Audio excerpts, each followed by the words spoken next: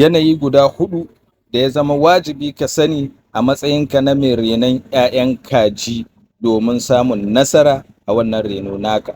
Yanayi na farko shine yanayin da ya dace ga kaji, shine zaka ga idan babu sanyi da yawa babu zafi da yawa, komai normal. Zaka ga kaji sun barbazu, wasu na cin abinci, wasu na shan ruwa, wasu na sha'anin gabansu. Yanayi na biyu, idan sanyi ya yawa za ga kaji sun takure, sun zo sun haɗu a wajen heat source, wato wajen da kasa abin zafin ka za su taru a wajen. Sai yanayi na uku, idan zafi ya yi yawa za ga sun mammatsa, sun gudu daga wajen heat source ɗin, sun je sun tattakure ta bangon, ba sa walwala sosai, to zafi ya yi yawa kenan. Sai yanayi na hudu shine idan iska ya musu yawa sosai, to za ka ga su kuma sun tattakura, sun gudu daga wajen wajen abinci, wajen ruwa, suna neman, za ga sun kauce suna ta ƙara.